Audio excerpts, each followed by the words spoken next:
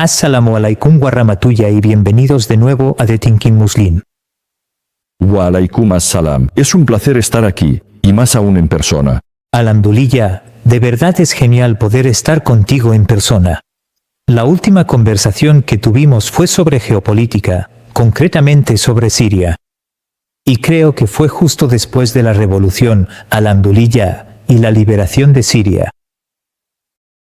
Quizá quiera hablar un poco sobre eso al final de la entrevista de hoy, pero en realidad, de lo que quiero hablar es de tu especialidad, porque eres el director de CAIR California. CAIR es una organización de derechos civiles que realiza un trabajo muy eficaz. Lo vi de primera mano cuando estuve en California. Y quiero centrarme en la administración Trump y en algunas de las formas en que está erosionando los derechos civiles y las libertades civiles, no solo para los musulmanes, por supuesto, sino en general. Para la sociedad. Y probablemente sea apropiado empezar por lo que está ocurriendo en este momento en Minneapolis, donde los agentes de ICE, donde agentes federales mataron a Alex Peretti. Y simplemente parece que se ha cruzado una línea. En tu opinión, ¿esto fue una aberración o forma parte de un uso sistemático de la fuerza por parte de la administración Trump? No hay debate en que a ICE se le ha dado autoridad para usar la fuerza porque hemos visto nuevas tácticas. Creo que la formación ahora permite el uso de la fuerza, no solo en el secuestro y arresto de personas sospechosas de estar indocumentadas, sino contra cualquiera que entorpezca o dificulte que lleven a cabo esas redadas o detenciones. Eso incluye a ciudadanos estadounidenses. Ciudadanos que podrían estar protestando. Así que vemos un cambio en su patrón. En la práctica y en la forma en que se comportan, como ser más agresivos, más insistentes, arrestar a personas, incluso en la manera en que se acercan a la gente hoy en día. Ya sabes, ahora ya no es ir y hacer una redada en un lugar donde tienen una pista. Que puede estar indocumentado, documentado. La gente trabaja, pero incluso en la calle, así que realmente es en base a la raza. Y, lamentablemente, el Tribunal Supremo ha permitido que eso sea un factor a la hora de decidir a quién paran ahora. Así que cuando ven a personas morenas, a quienes consideran que podrían ser latinos, no es raro que te paren y te pidan una prueba de ciudadanía. Así que sí, ahora, si se ha cruzado una línea, si es intencionado, ya sabes, no creo que su intención fuera matar a nadie. Pero cuando le dices a los empleados del gobierno que están protegidos y que su comportamiento no va a ser examinado por el gobierno, actuarán, ya sabes, con impunidad. Básicamente, lo que ocurre es que dicen, abusos de poder, y ya sabes, el poder absoluto corrompe absolutamente. Supongo que esto es el poder corrompe. Así que lo que ha pasado hoy, ya sabes, obviamente el asesinato de Alex Peretti no es el primero, ya sabes, también estaba Rene Gould, que también fue asesinado hace apenas una semana o así. Hasta ahora, 3 ciudadanos estadounidenses han sido asesinados. Se han utilizado armas de fuego y tiroteos en 16 ocasiones. 10 estadounidenses han, ya sabes, eso incluye a 4 estadounidenses que recibieron disparos. Así que creo que lo que es diferente esta vez es que, obviamente, son estadounidenses. Ciudadanos, tanto Rene como Alex, ya sabes, resultan ser anglosajones, blancos, así que no son los sospechosos habituales. No son aquellos considerados ciudadanos de segunda clase con los que nadie va a simpatizar. Pero aquí está el cambio. Creo que, en primer lugar, yo personalmente pensaba, como activista por los derechos civiles, que habría indignación en la calle. Incluir a su base, la base del presidente. No la hubo. Si miras en las redes sociales, no hubo esa indignación. Hubo algunas personas diciendo, bueno, quizá eso es pasarse demasiado. Las encuestas muestran que quizá un 60, tal vez un 62% de los estadounidenses no están contentos con las herramientas y prácticas de ICE. Pero no es un número enorme. Uno pensaría que, hace solo unas semanas, Trump estaba amenazando a Irán con, ya sabes, ser bombardeados por hacer que su policía dispare a manifestantes iraníes, que nunca es algo aceptable. Por supuesto, nosotros estamos haciendo lo mismo, quizá no a esa misma escala. Uno pensaría que el 80% en Estados Unidos se indignaría si solo es el 60%. Aún así, hay una base que está de acuerdo. ¿Y a qué se debe eso?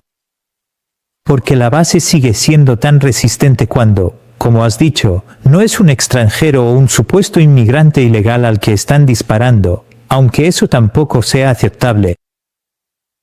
Son estadounidenses blancos. Sí, principalmente porque hemos llegado a un nivel de polarización en Estados Unidos hoy en día que es el más alto que he visto en la historia reciente. Hay una demonización del otro, y especialmente viniendo de la derecha, tengo que decirlo. Quiero decir, sí, la izquierda también tiene su parte de convertir al otro en enemigo y demonizar quizá al otro bando. Pero la mayor parte de esto lo están haciendo los seguidores de Trump, que han estado alimentando la xenofobia y el fascismo de formas que América no había visto en décadas. Puede que sí.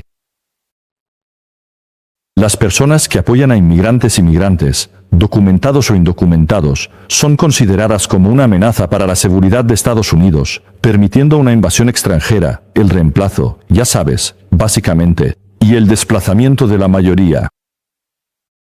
Por eso la persona promedio que apoya políticas anti-inmigrantes y anti-inmigración ve, ya sabes, a quienes defienden a los inmigrantes como parte del problema. Así que hay poca simpatía, incluso si estas personas son ciudadanos estadounidenses. A pesar de que, ya sabes, quizá haya un patrón de aceptación entre los simpatizantes, hubo suficientes voces, ya sabes, de republicanos razonables, incluyendo a personas en el Congreso, que se quejaron o exigieron una investigación independiente, algo que debería ser muy básico. Las encuestas siguen mostrando que hay un descenso en el apoyo a las acciones del presidente contra los inmigrantes, documentados o indocumentados, hasta el punto de que el presidente sintió la necesidad de dar marcha atrás en algunas de sus acciones. Y ahora estamos escuchando que se están tomando algunas medidas para permitir que se lleve a cabo una investigación independiente por parte del Estado e incluso quizá por parte de la ciudad, retirando a muchos, si no a todos, de los, ya sabes, agentes de ICE, y quizá suavizando el comportamiento tan agresivo.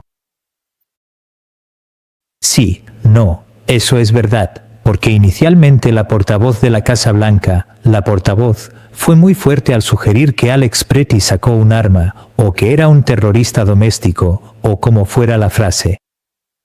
Terrorista. Terrorista.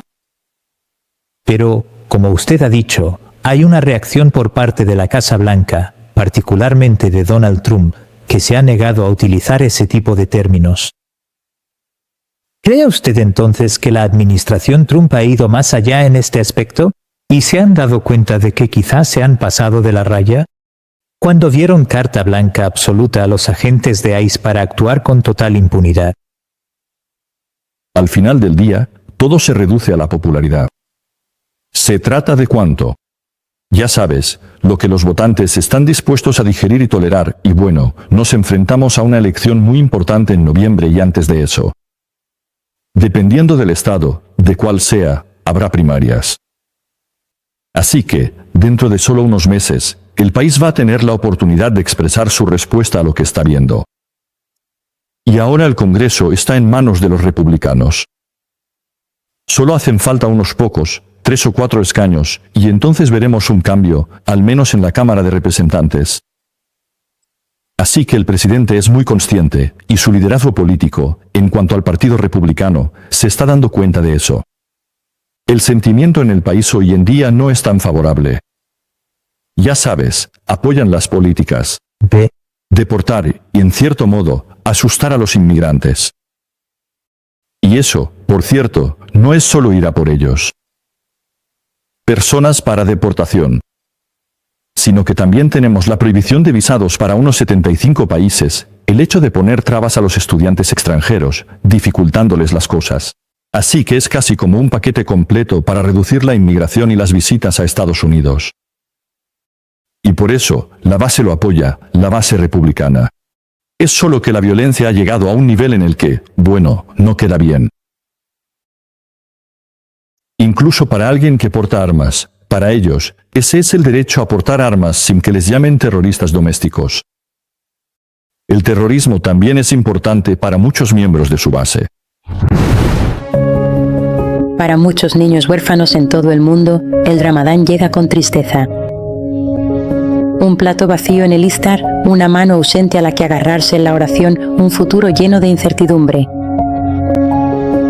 En países como Afganistán, Kenia, Líbano, Yemen y otros, los niños anhelan las necesidades más básicas: comida, atención sanitaria, educación y apoyo emocional. Este Ramadán puedes apadrinar a un huérfano y asegurarte de que estas necesidades se cubran, no solo por un día, no solo durante el Ramadán, sino durante todo un año. El profeta Muhammad dijo: yo y el cuidador de un huérfano estaremos en el paraíso así, como estos dos dedos.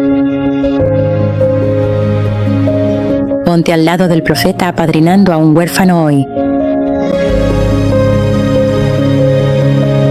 Convierte tu compasión en esperanza. Visita btml.us/tinkimuslim para saber más y colaborar. Déjame preguntarte sobre el aumento de la islamofobia en Estados Unidos, porque, por supuesto, parece que hay un fuerte incremento en el sentimiento antimusulmán dentro de la sociedad estadounidense. Hay un debate que antes era muy marginal, la teoría del gran reemplazo, que ahora, al menos en algunos círculos, parece haberse convertido en un tema central. Y, por supuesto, los musulmanes y el Islam están entrelazados, están integrados en esa conversación. Quiero decir, no me equivoco al decir que sois 4 millones, quizá 4 o 5 millones en Estados Unidos, menos del 1% de la población. Así que es, ya sabes, en comparación con Reino Unido. Es una minoría dentro de una minoría. Explícame por qué eso no cuadra, ¿sabes? Sois un grupo muy pequeño de personas en el país, y sin embargo la islamofobia está tan extendida. Sí.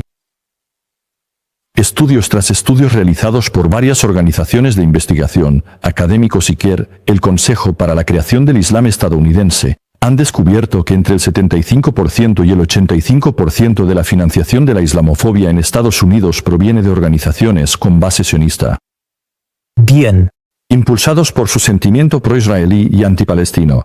Sí. Así que realmente no lo tomamos demasiado personal. No se trata del Islam ni de los musulmanes. Se trata simplemente de demonizar a las personas que puedan parecer o ser simpatizantes de los palestinos. Porque la preocupación es que, si la gente acepta a los musulmanes como ciudadanos iguales, como socios en igualdad de condiciones, entonces sus comentarios podrían ser vistos o escuchados de manera igualitaria y justa. Así que el objetivo es demonizar y deshumanizar a los musulmanes en Estados Unidos, dificultarles que se presenten a cargos públicos, que sean aceptados y acogidos en la sociedad. Nosotros pensábamos que las cosas habían mejorado con los años, y así ha sido. Las cifras muestran que, en realidad, cada vez menos estadounidenses adoptan puntos de vista islamófobos. Y a lo largo de los últimos 2 años y medio, es decir, desde el inicio del genocidio en Gaza, hemos visto un cambio en la opinión pública en Estados Unidos, donde, poco a poco pero de forma constante, ahora, de hecho, por primera vez en la historia de Estados Unidos y de Israel, hay más personas que se declaran o se identifican como pro-palestinas que aquellas que se identifican como pro-israelíes. Y esas cifras son aún más significativas cuando se observan por grupos de edad, demografía o afiliación política o ideológica, es decir, la gente más joven. ¿Sabes? El porcentaje puede llegar a acercarse al 70 o 80% de ellos siendo pro-palestinos o exigiendo cortar la ayuda a Israel. Sí. Con significado ideológico, demócratas, liberales, lo mismo. Así que los grupos pro-Israel estaban muy alarmados por eso. Y hubo varias filtraciones, varios documentos, artículos muy públicos, mostrando que, cuando realizaron estudios para ver si impulsábamos diferentes temas, cuál sería el tema que distraería a la gente del genocidio y de la imagen tan desfavorable que tiene ahora Israel. La islamofobia era el número 1. ¿Podría convencer? Su argumento era, si podemos convencer al estadounidense promedio de que hay un enemigo mayor al que debe prestar atención, Quizás se olviden de Israel o sientan que, a pesar de todo lo malo que hace, al menos está ayudándonos a luchar contra esos musulmanes malos, de alguna manera. Así que vimos de repente, ya sabes, que no es algo orgánico. Es casi como un interruptor, y ese interruptor suele ser el flujo de dinero. Siempre hay que seguir el rastro del dinero. Mucho dinero proveniente de varias organizaciones pro-Israel, y vimos un aumento en la financiación que venía de Israel, ya sabes, a través de la Knesset. Se aprobaron partidas presupuestarias cercanas a los 700 millones de dólares, o así, 715. Tal vez para arreglar la imagen de Israel, que ya sabemos lo que eso significa generalmente, ya sabe, financiación a través de las redes sociales, financiación de oradores, personas influyentes, recibir pagos por publicar en las redes sociales, organizar activistas, etc. etcétera. Así que lo que hemos visto de repente en las últimas semanas, casi un resurgimiento, un reavivamiento de viejos tropos islamófobos que no hemos visto desde la era posterior al 11 de septiembre. De nuevo, lo que usted ha dicho, el gran reemplazo es básicamente la invasión islámica, la Sharia progresiva. Ahora, de repente, las mezquitas son una amenaza. Musulmanes presentándose a cargos públicos, Dios no lo quiera, ¿verdad? Como si presentarse a cargos públicos fuera una amenaza para los países. Sea cual sea esa descripción de la herencia judeocristiana, el señalamiento de estudiantes musulmanes, ya sabes, incluso rezando pacíficamente en un parque o en la calle. Siendo acosados con vídeos, ya sabes, gente yendo de un sitio a otro por el país, quemando el Corán para intentar provocar alguna reacción. Así que no es algo espontáneo, es muy deliberado, muy coordinado, pensado para crear una distracción, para agitar a la base. En preparación para las próximas elecciones que mencioné, ahora que se acercan, las elecciones legislativas, las de mitad de mandato. Así que sí, y por cierto, sabes, muchas veces cuando hablamos de inmigración, acabo de terminar de cenar ahora en una conferencia aquí, y alguien decía, ¿sabes, qué está haciendo Kerr? ¿Sabes? Alguien de Australia, nada menos, preguntando, ¿sabes, qué está haciendo Kerr respecto al tema de inmigración con ICE? ¿Sabes si los musulmanes están apoyando a la comunidad inmigrante latina? Dije, sí, los latinos son muy queridos para nosotros, y son grandes socios y amigos. Mi esposa es latina, así que también es algo personal para mí, pero además la inmigración es un tema que afecta a los musulmanes. Miles y miles de musulmanes son objetivo de estas tácticas migratorias injustas y brutales. Y vimos exactamente a la comunidad somalí. El símbolo del enemigo del presidente fue la comunidad que él vergonzosamente describió como basura. La comunidad somalí, probablemente una de las más activas y honorables de Estados Unidos. Un número pequeño, ya sabes, 150.000, tal vez en el estado de Minnesota. Sí, pero los convirtió en enemigos porque encajan en todo. Propagadores del odio, ya sabes, negros, africanos, refugiados, inmigrantes, musulmanes, ya sabes, con Ilhan Omar, que además, más allá, es una de las políticas más destacadas de Estados Unidos, que resulta ser musulmana y somalí, y además lleva hijab. Así que le resulta más fácil seguir agitando a su base dándoles un objetivo fácil. Así que sí, la islamofobia también se utiliza, siempre se ha utilizado, para impulsar ciertas agendas. ¿Sabes a lo que nos referimos cuando hablamos de políticas relacionadas con la seguridad nacional que son injustas, desiguales, y que ahora en Estados Unidos rozan el fascismo? ¿Sabes? Atacando uno de los valores más sagrados de Estados Unidos, y no es la religión, uno de los valores más sagrados en América es la libertad de expresión. Y ahora la libertad de expresión en Estados Unidos está siendo atacada. ¿Por qué? El objetivo es impedir que la gente critique libremente los abusos a los derechos humanos cometidos por el Estado de Israel. ¿Sabes? De nuevo, quiero dejar eso claro. No se está vulnerando la libertad de expresión para restringir el derecho o la capacidad de los estadounidenses de criticar a su propio gobierno. ¿Sabes? Cuando escuchas al secretario de Estado Rubio hablar sobre que vamos a pedir a las personas que estén en los consulados estadounidenses, solicitando un visado que nos muestren sus redes sociales. Él dijo específicamente, vamos a revisar los comentarios en sus redes sociales sobre Israel. Así que, Puedes criticar a Trump, a las políticas de Estados Unidos. Pero en el momento en que criticas el genocidio o el apartheid de Israel, te conviertes en alguien a quien se le debería negar la entrada a Estados Unidos. O si eres estudiante, Sabes, puede que te suspendan, sabes, si eres una red social, tendrás el derecho de controlar los algoritmos. Para asegurarse de que cualquier crítica a Israel sea eliminada o, ya sabes, silenciada de alguna manera. Recientemente, conocí a un espectador que me contó algo que me dejó sin palabras. The Thinking Muslim no solo le informó, sino que cambió fundamentalmente la forma en que ve el mundo. Y eso no fue algo puntual. Un líder de la caravana global Sumud explicó que uno de nuestros episodios le hizo pasar de ser un espectador pasivo a tomar acciones significativas. Un joven de Sudán compartió que aprendió inglés escuchando el programa y que ahora se siente inspirado para servir a la Umma.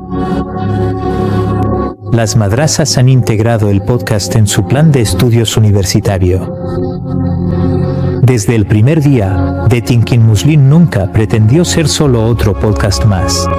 Se construyó sobre una convicción sencilla, que nuestra umma merece medios de comunicación basados en la fe, la justicia y la seriedad intelectual. Medios que fortalezcan el imán mientras enfrentan el mundo con honestidad y valentía.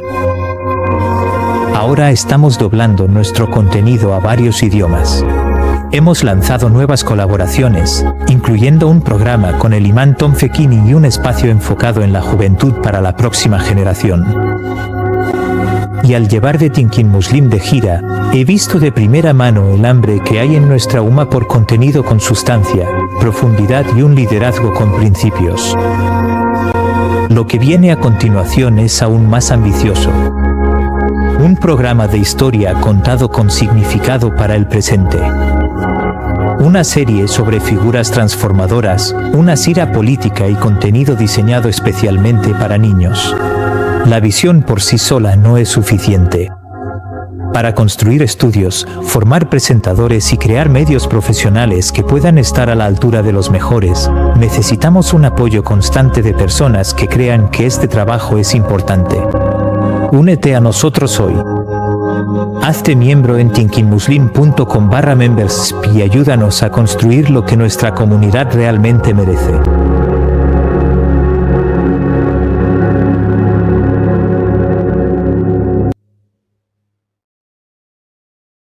Y los comentaristas han señalado el hecho de que Alex Peretti y René Wood, que por supuesto fueron asesinados por agentes de ICE, eran blancos.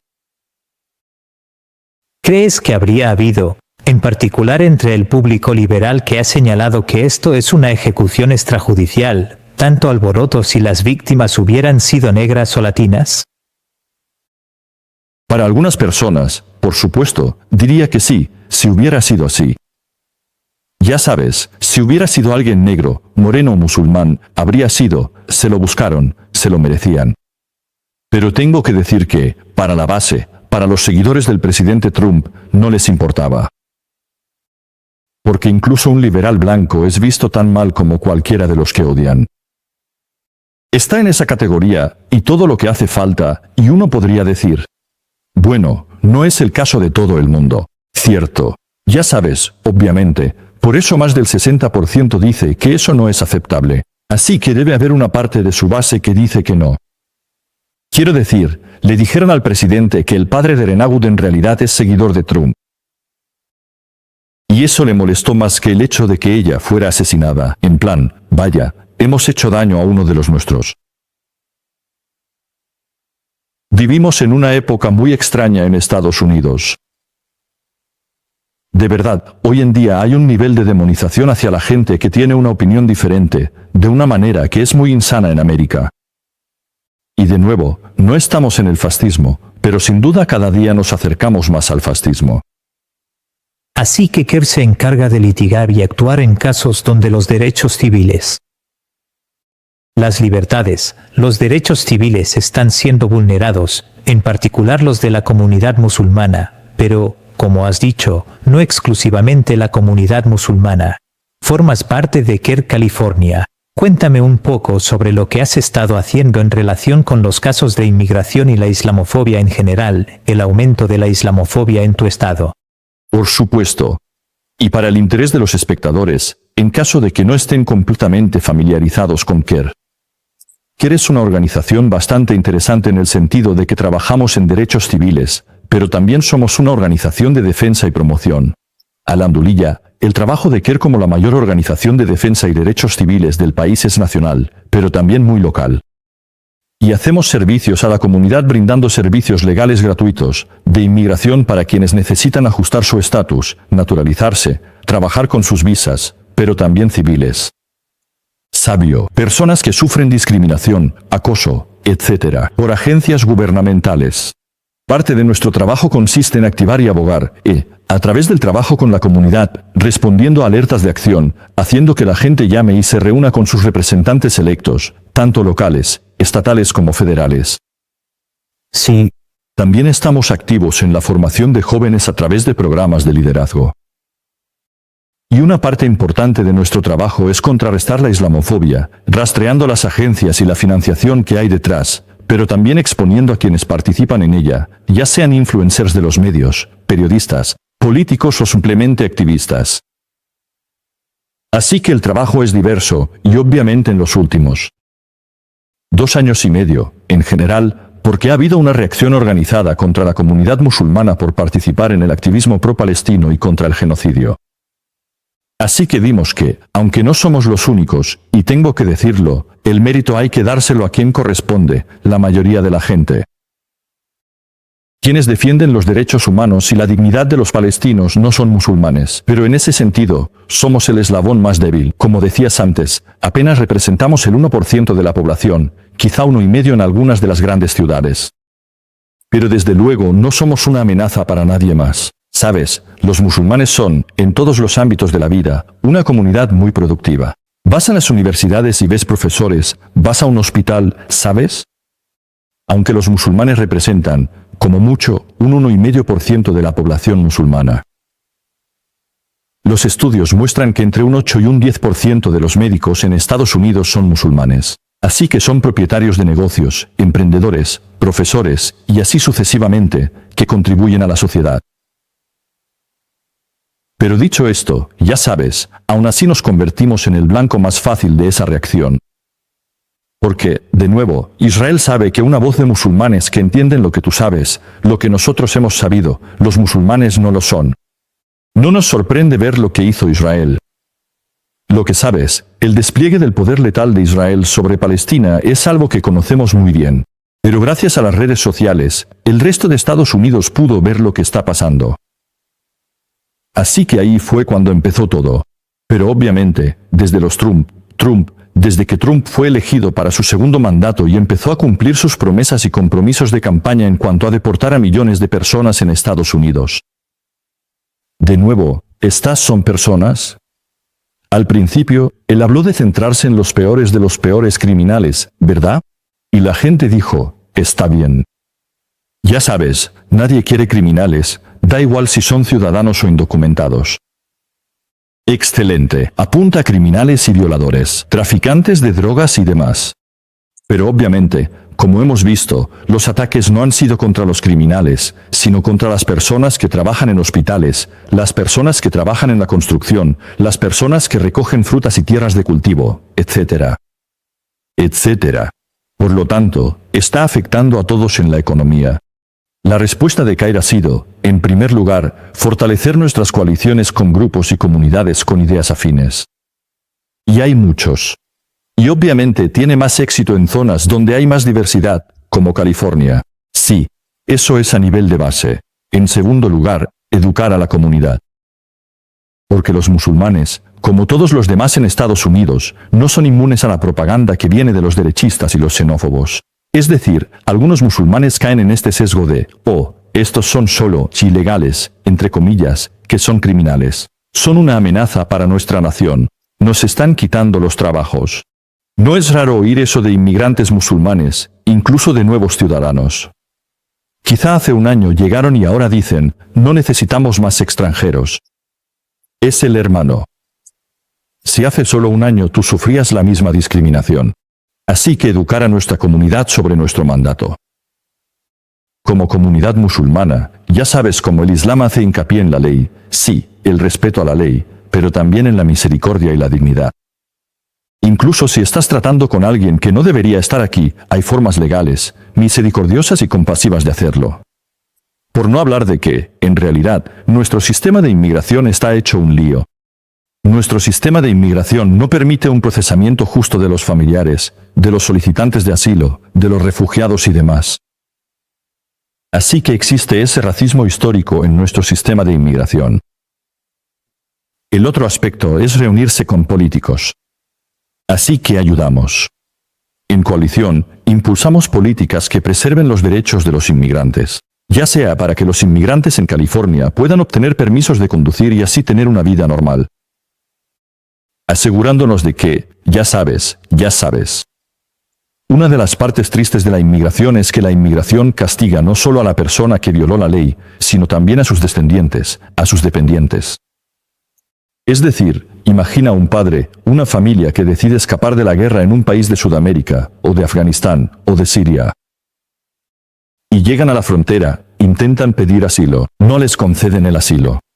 Y finalmente deciden cruzar la frontera con sus 5 hijos o 2 hijos. Un niño de 1 año, otro de 2 años. Tal y como está ahora, muchas de estas personas vinieron y vivieron aquí durante 7, 8, 10, 20 años. Sin tener ciudadanía ni posibilidad de regularizar su situación. Sus hijos. Inicialmente en California, por ejemplo, no podían acceder a universidades ni a empleos por falta de permisos. Sabes, una de las cosas que pedimos y por las que luchamos es que estos niños deberían tener las mismas oportunidades que cualquier niño en Estados Unidos.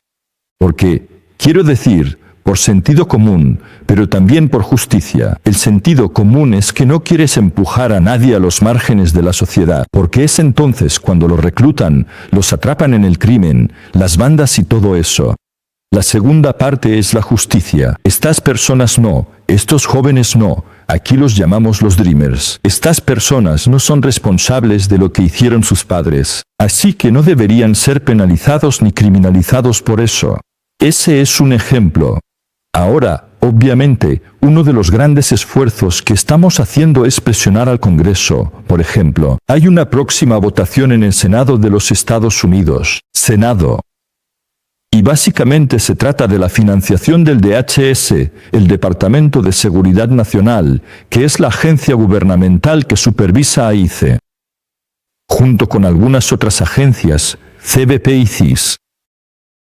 Así que una de las cosas por las que estamos luchando ahora, junto con otros activistas, muchos de ellos organizaciones pro inmigración y de derechos civiles, y con el apoyo de la mayoría de los demócratas en el Congreso, es quizás introducir algunas restricciones, algunos cambios en la forma, o casi condiciones previas antes de financiar a ICE, como por ejemplo exigir a los agentes de ICE que no lleven máscaras, porque eso les desanimaría a cometer algunas de estas atrocidades.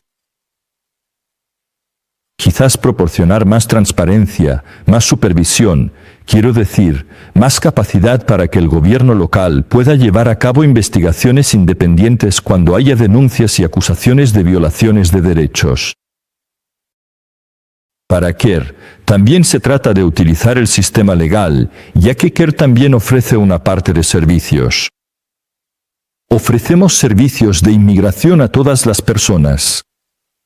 No preguntamos a la gente, ya sabes, por su procedencia, y vienen a nosotros, nos piden ayuda para ajustar su estatus, para trabajar en su naturalización.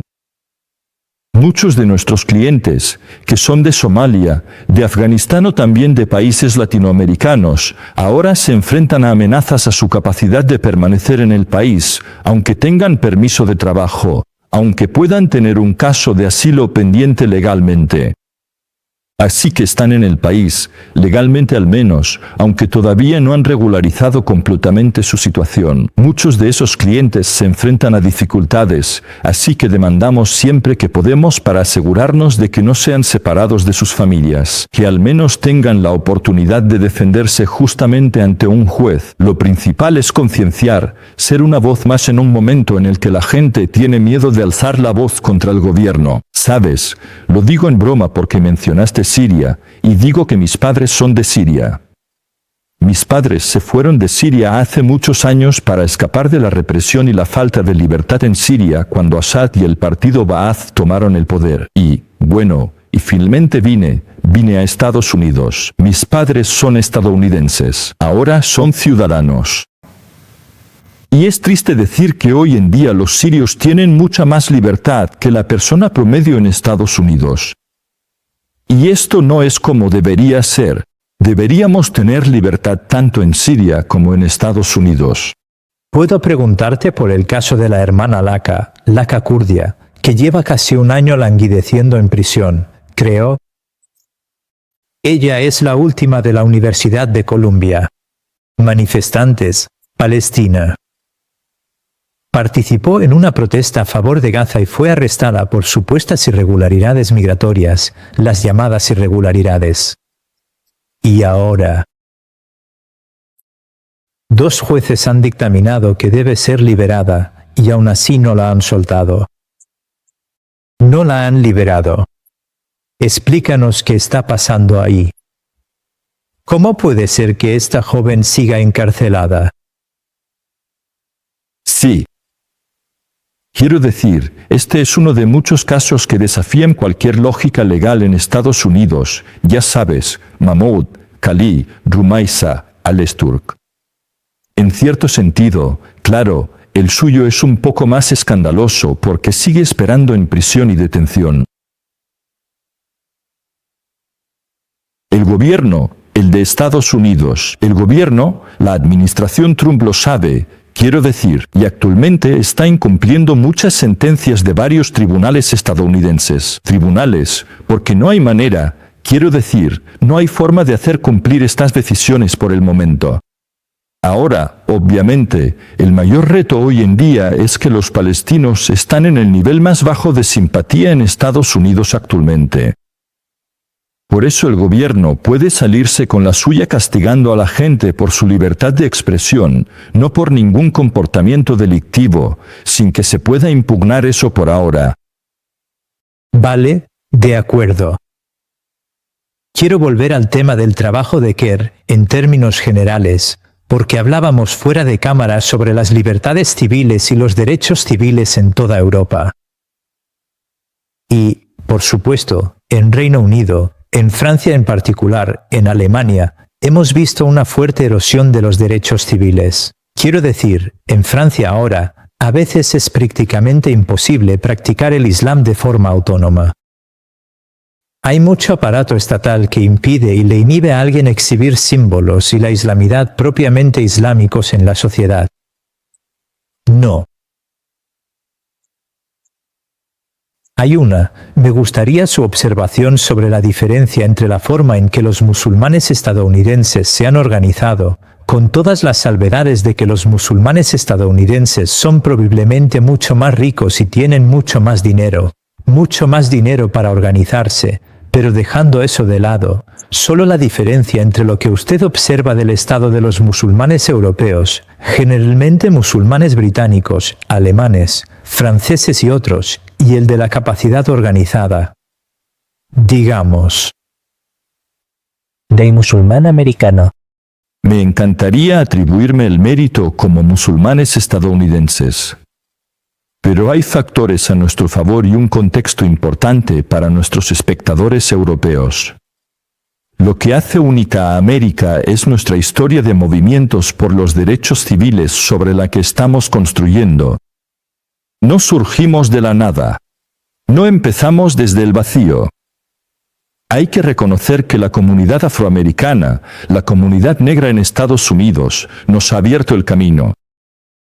Todo lo que tuvimos que hacer fue construir sobre sus sacrificios, y sinceramente, se lo debemos a ellos. El hecho de que nuestros hijos no vayan a escuelas segregadas, el hecho de que podamos votar siendo personas que quizá no sean de ascendencia europea en Estados Unidos, es el resultado de su activismo. Así que todo lo que tenemos que hacer es seguir construyendo sobre esos éxitos y expandirnos.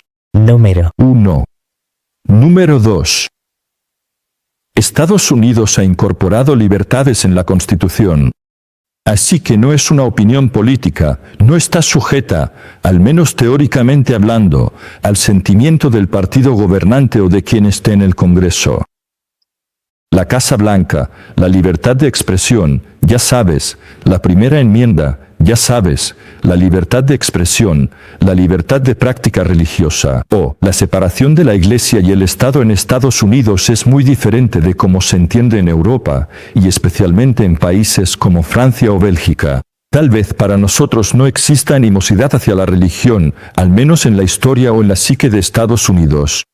Sí, la separación fue intencionada, al menos cuando lees la historia, era para protegerse ambos el uno del otro. No quieres que el gobierno interfiera en la religión y la moldee para abusar de ella, y tampoco quieres que una religión, una sola religión, controle el gobierno a costa de las demás religiones. Porque los fundadores de Estados Unidos huían de la persecución religiosa en Europa. Así que existe ese sentimiento. Y en tercer o cuarto lugar, ahora es el hecho de cómo está compuesta América. Estados Unidos está formado por, a menos que seas un nativo indígena americano, todos en Estados Unidos son inmigrantes. Ya sabes, es solo cuestión de cómo o cuándo, ya sabes cuántas capas o niveles hay antes de eso. Ya sea Biden y yo o Trump y yo, ya sabes, todos somos inmigrantes, ya sabes, él tal vez llegó un par de generaciones antes. Así que nadie puede decir, este es mi país. Los únicos que realmente merecen decir eso, básicamente, son los nativos americanos. Así que para nosotros, por todos estos factores, nuestra capacidad de desenvolvernos dentro del sistema es más fácil en ese sentido. Luego añades los factores internos, y eso es, la comunidad musulmana estadounidense tiende a ser más acomodada, con más estudios universitarios en comparación con muchos de sus homólogos europeos. Obviamente, esto cambia en Estados Unidos dependiendo del estado y de la demografía, etcétera, etcétera. Pero con todo eso, existía la posibilidad para la comunidad musulmana estadounidense.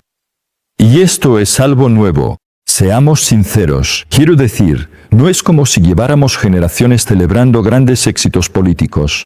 Fue después del 11S cuando los musulmanes estadounidenses se dieron cuenta de que, si no nos organizamos y alzamos la voz por nosotros mismos, nadie más lo va a hacer. Y luego, años y años de activismo ocurriendo por todo el país.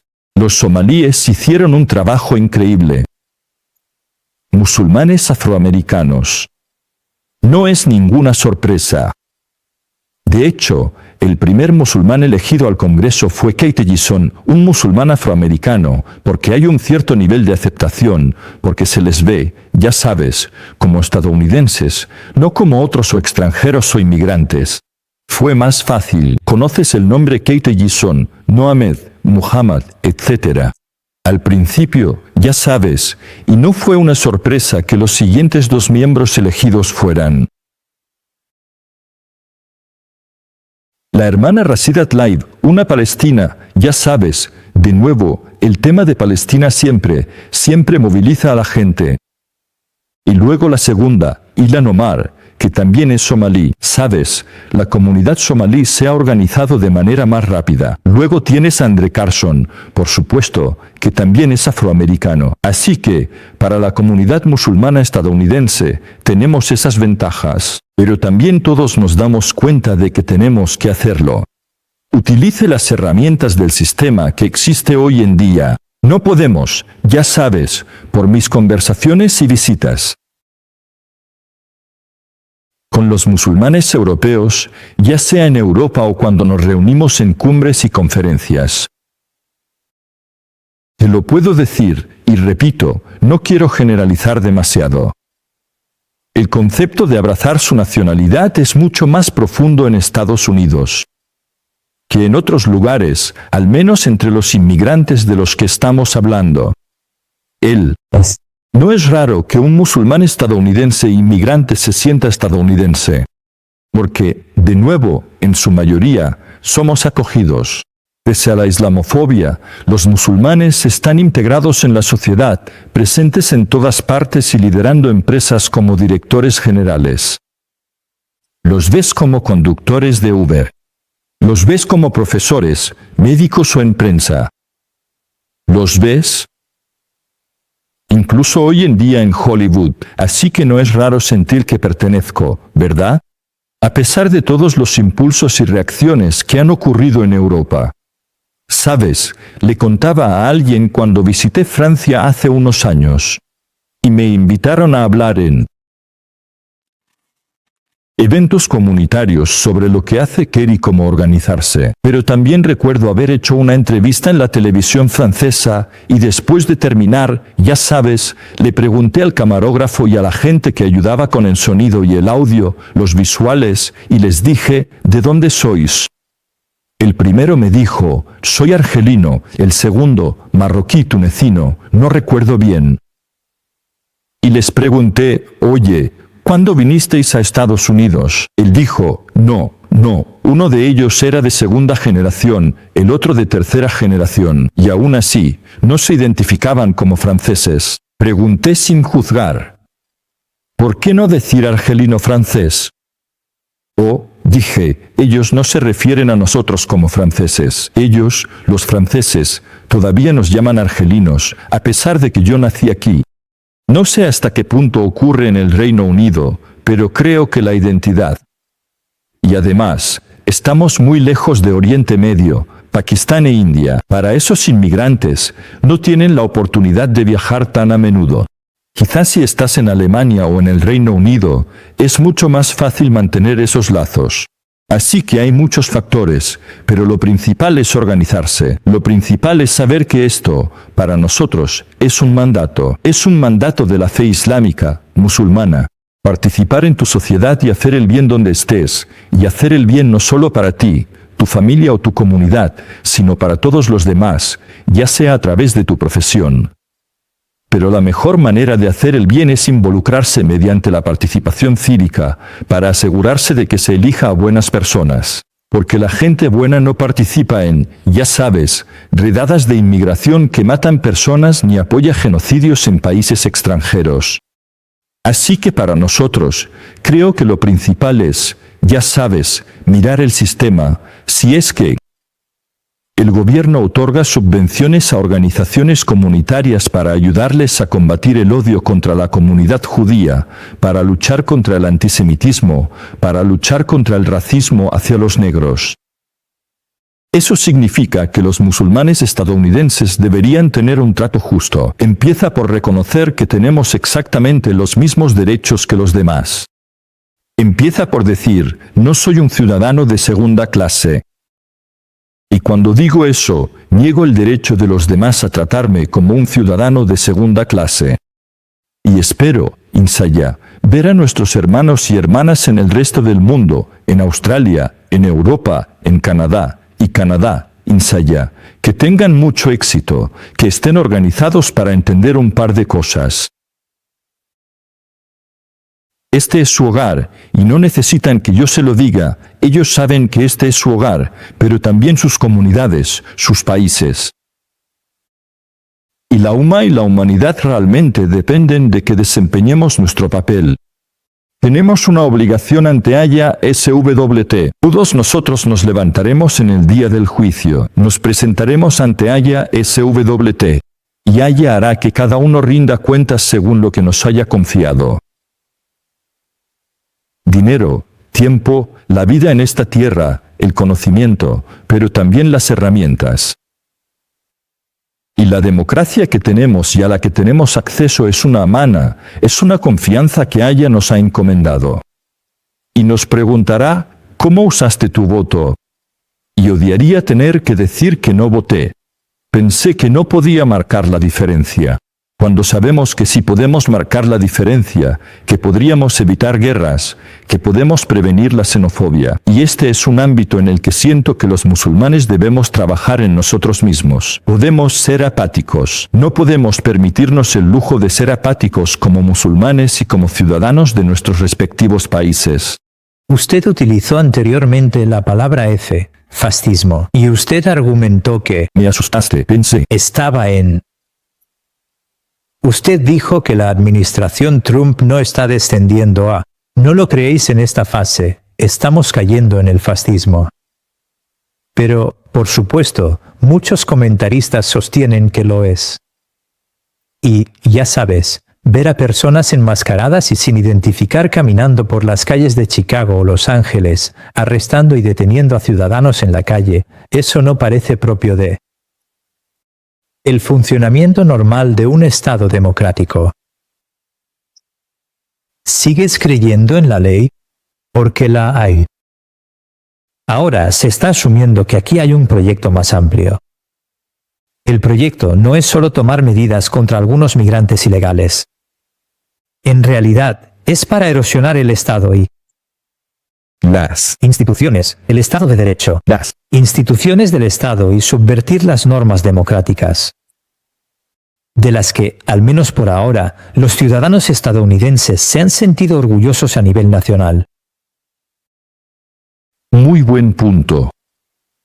Y de hecho, hay teorías por ahí, y los hechos demuestran que quizá ya no sean teorías, quizás sean realidades. ¿Sabes? La teoría es que Trump y la administración Trump están empujando hacia enfrentamientos.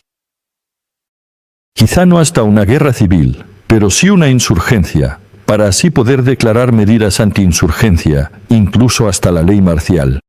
Ahora, ¿qué pasa si ese es el caso? ¿Qué está pasando este año? Elecciones, y él lo sabe. ¿Las elecciones? Básicamente. Y si él suspendiera las elecciones, también dentro de 2 años son las elecciones generales, por lo que su mandato ya terminó, ya sería para entonces, y no podría estar postulando a un tercer mandato más, porque ese es su segundo mandato. Lo que quiero decir es que la teoría es que lo que está intentando es causar suficiente disrupción. En la sociedad civil, en la seguridad, donde eso se puede ver, y tal vez no solo ver.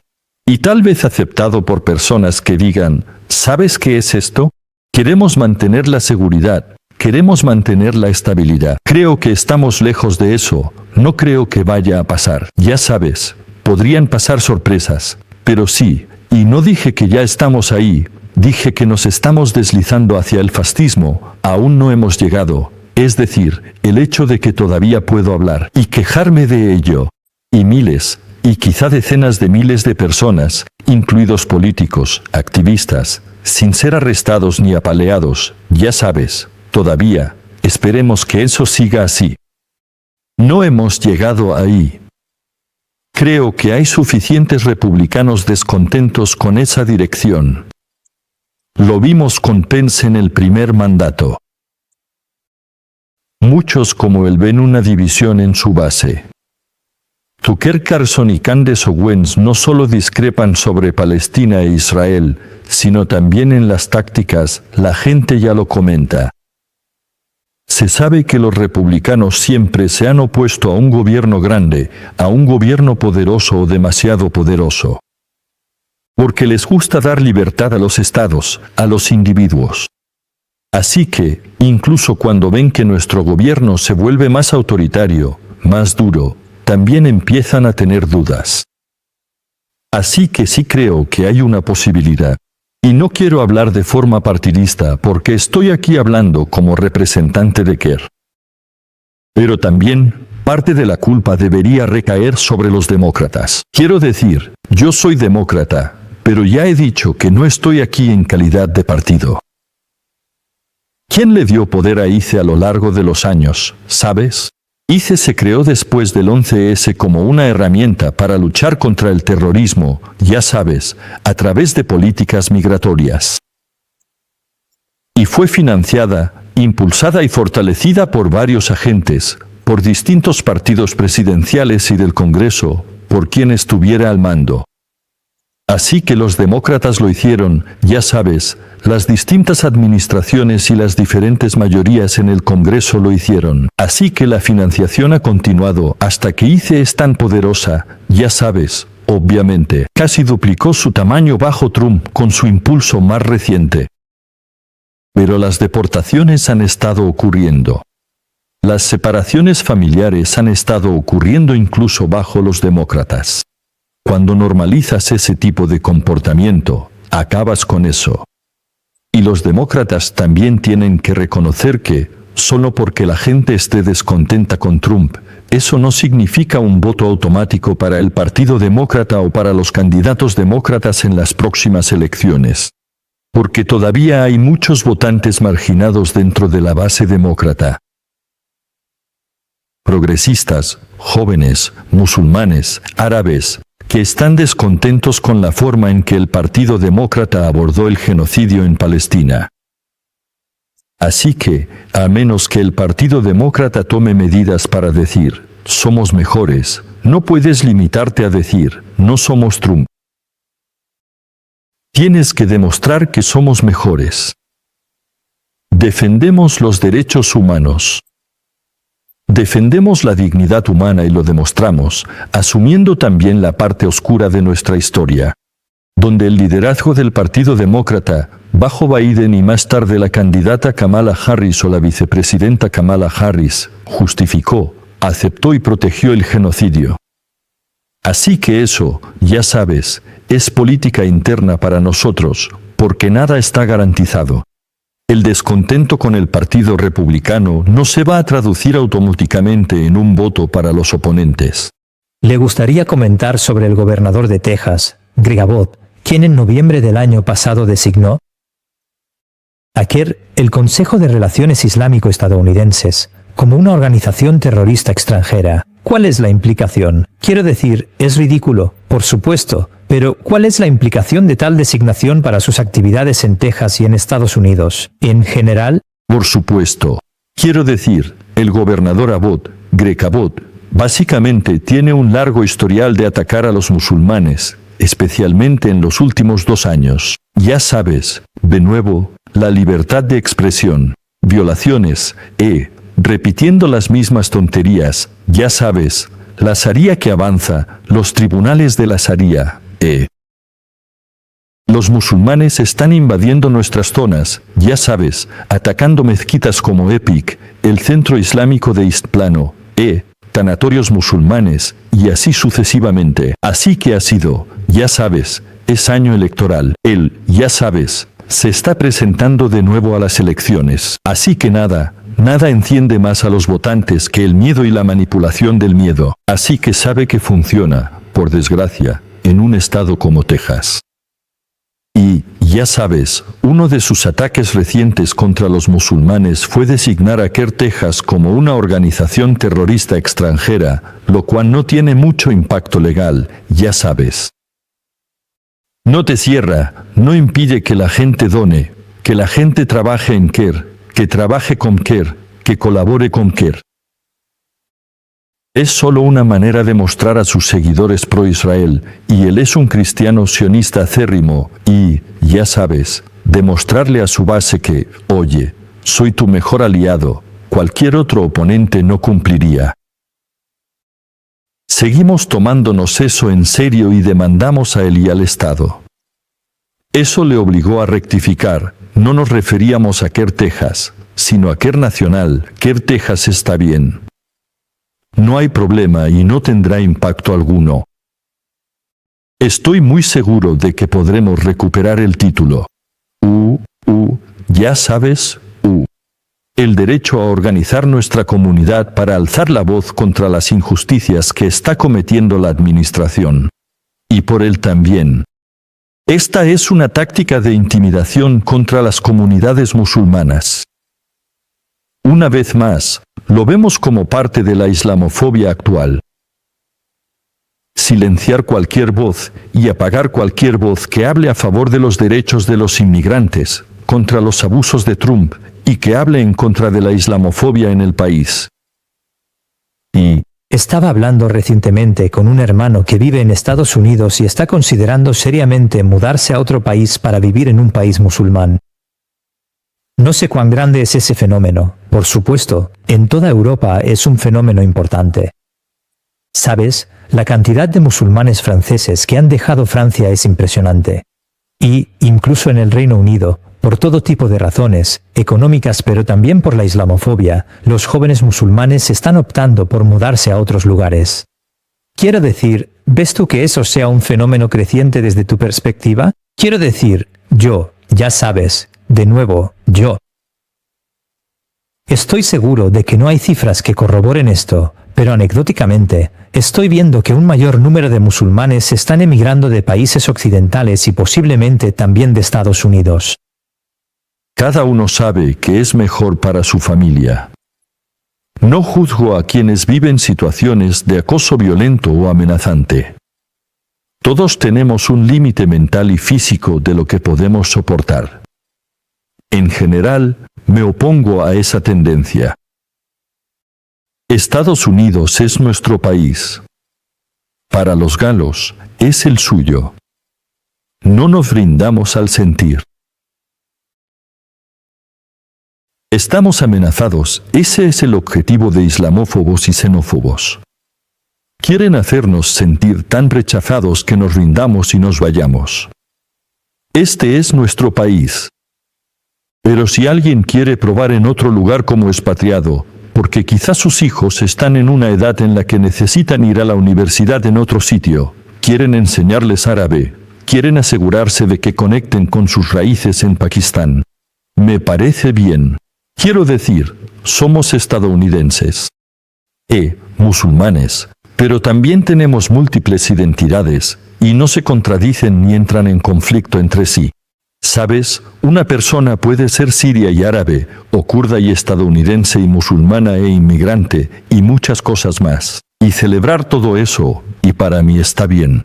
Lo principal que he visto personalmente es que mucha gente se está mudando a Turquía, y últimamente más a Qatar, Emiratos Árabes Unidos, Arabia Saudí, Pakistán. Las cifras no son tan grandes como para que sea alarmante. Pero para mí, solo el concepto en sí, tenemos que abordarlo. Tenemos que cambiar de rumbo. Como he dicho, si la gente se va por motivos personales, por 6 meses, por un año, quizá les han ofrecido un buen trabajo dando clases en una universidad y quieren probar. Quizá quieren ahorrar algo de dinero porque sus propios impuestos son mucho menores si trabajas en el extranjero. Y eso pasa. Estadounidenses de todos los orígenes. Millones de estadounidenses han vivido en Arabia Saudí, en Alemania, etc. Así que eso no es inusual, pero no quiero que sea sobre la base de me rindo. Ya no puedo más. No me siento bienvenido. Está bien no sentirse bienvenido porque alguien intenta que así sea, pero no debería convertirse en nuestra forma de actuar. En mi opinión, si acaso, lo que deberíamos recalcar en nuestra comunidad es que, en realidad, ese es el momento. Dedicar más tiempo a hacer de Estados Unidos, o de nuestros respectivos países, lugares más acogedores para todas las personas, donde impulsemos la celebración y la aceptación de la diversidad en el país. Y no solo eso, también plantar cara a esos que propagan el odio. Ellos son los que deberían sentirse equivocados. Son ellos los que tienen que cambiar, no nosotros. Una última pregunta. La última vez, como dije al principio de esta entrevista, hablamos sobre Siria. Y creo que fue justo antes de que tú estabas pensando en volver a Siria y visitar la nueva Siria, la Siria liberada. Creo que has vuelto desde entonces, y solo quiero conocer tus impresiones. Pero con una pregunta concreta en mente, por supuesto, ya sabes, con todo lo que has dicho hasta ahora sobre cómo vivimos en Occidente, sabes, somos responsables de los países en los que vivimos y de las comunidades a las que servimos, musulmanes y no musulmanes, y eso es completamente cierto. Pero, por supuesto, también hay una responsabilidad hacia la umma musulmana. Musulmanes sirios y de otros lugares. Siria es para todos nosotros. Es una preocupación que nos preocupa a todos. Supongo que los musulmanes estadounidenses están probablemente en el nivel más alto en lo que se refiere a riqueza. ¿Cómo puedes apoyar de forma tangible y práctica? Más allá de ayuda humanitaria, supongo. ¿Cómo puedes apoyar? ¿Cómo puede Siria reconstruirse después de estos últimos 15 años de guerra horrenda? Sí, tuve el placer de visitar en julio. Llevé a algunos de mis hijos, ya sabes. ¿Qué? Arriesgaron. Otros temían. Es un país que supera la guerra, tiranía y dictaduras. Todavía queda mucho para una recuperación completa, pero la gente tiene mucha esperanza. La gente está ilusionada a pesar del dolor, a pesar de lo que han perdido. Y todos los sirios han perdido seres queridos, han perdido propiedades, pero tienen esperanza. Hay un nuevo gobierno que es un reflejo del pueblo. ¿Sabes? Un gobierno que incluye a jóvenes del país. No se basa en una tribu o secta, o, ya sabes, personas que son profesionales, expertos en sus campos que quieren reconstruir el país. Hay una aceptación en la región, tal vez con excepción de Israel, del nuevo gobierno, y están haciendo lo mejor que pueden, ya sabes, los gobiernos árabes, el gobierno turco, están tratando de ayudar, incluso Estados Unidos. ¿Sabes? Por mucho que critique a Trump y sus políticas en el exterior, en el país y en Siria, su posición ha sido razonable. En realidad, tal vez lo ha sido. Proteger a Siria de la intervención y la interferencia de Israel no significa que Israel se haya detenido.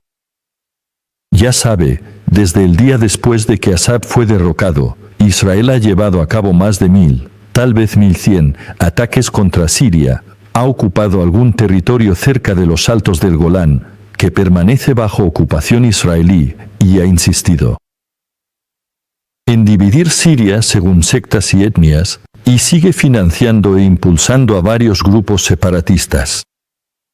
Así que Israel sigue haciendo eso. Pero la administración Trump, quizá por la influencia, presionó promesas de líderes en Turquía, Qatar y Arabia Saudí. Y Siria, de alguna manera, ha estado ayudando a que Siria sea más estable y unida.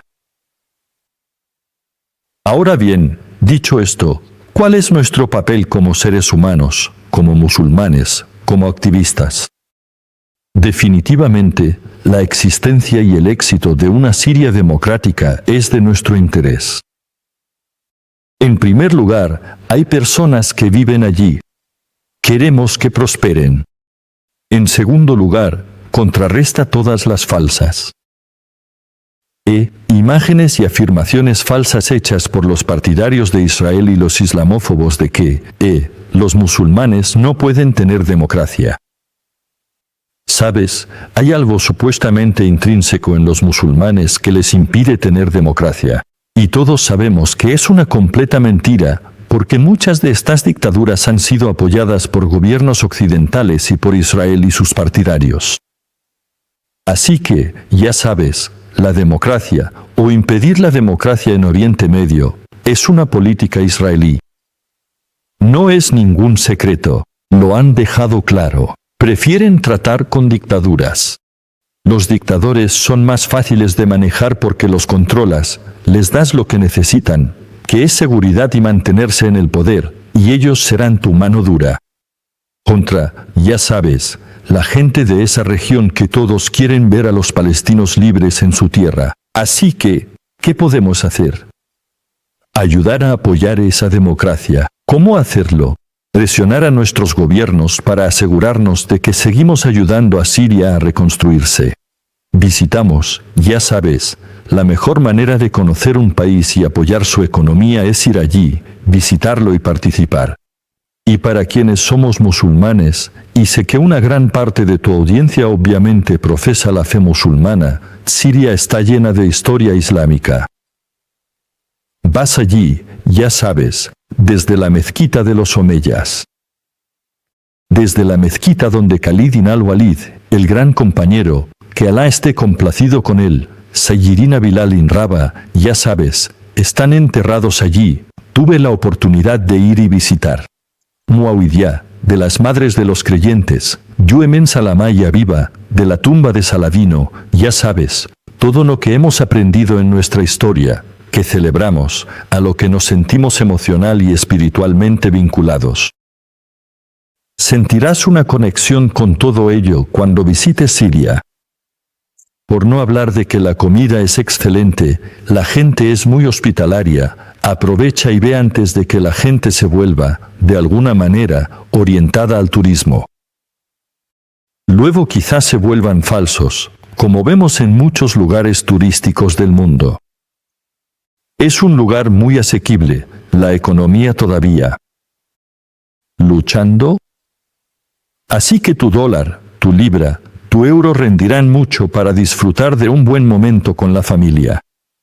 Fortaleciendo el vínculo. Al final del día, sí, estamos orgullosos de ser estadounidenses, orgullosos de ser ciudadanos británicos, orgullosos de ser franceses. También, de nuevo, no es algo excluyente, formamos parte de una UMA, y el florecimiento de una parte de la UMA, la alegría de una parte de la UMA, nos trae alegría a nosotros.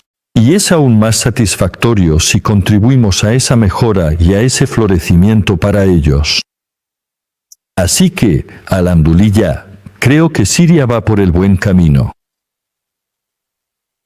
¿Sabes? Quizá lo que también necesitamos es ser una voz del pueblo sirio y de su lucha y su aspiración por la libertad y la democracia bajo su nuevo liderazgo de gobierno. ¿Por qué digo esto? ¿A qué me refiero con eso? Quiero decir, actualmente hay una campaña de desinformación contra Siria, que viene, ya sabes, no solo de los sionistas, del lado israelí, pero también proviene a veces de grupos de izquierda, ya sabes, de grupos desinformados.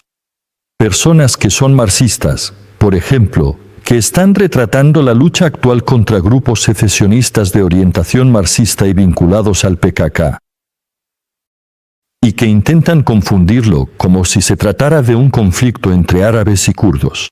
Sabes, los árabes y los kurdos en Siria han convivido y, ya sabes, durante siglos y seguirán haciéndolo. Hermanos y hermanas, ya sabes, en realidad son las comunidades más cercanas entre sí. Pero esa mala representación, lamentablemente, perjudica la imagen de Siria y ya sabes, quizá el apoyo público a Siria, así que educar sobre lo que es Siria es también educar sobre algunos de los ataques que están llegando. Sabes, hay gobiernos árabes a los que no les gusta ver democracia en la región. Porque entonces su propia gente local diría, oye, ¿y nosotros qué?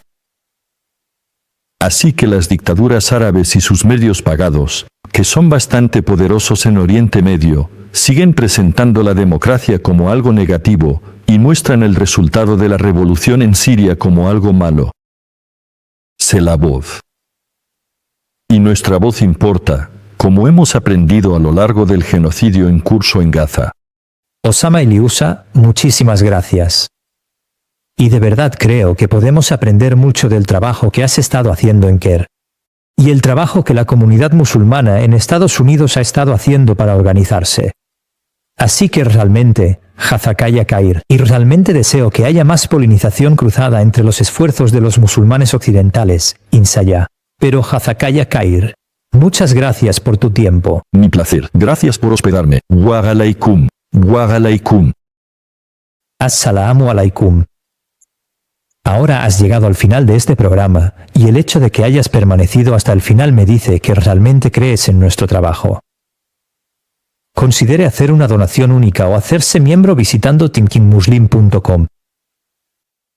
Ahora, sus contribuciones le brindan acceso exclusivo detrás de escena y la posibilidad de hacer preguntas a nuestros invitados y llamadas mensuales. Conmigo, mi equipo y nuestros invitados como Sami Hamdi, Hazakaya Caire, y no os olvidéis de incluirnos en vuestras oraciones.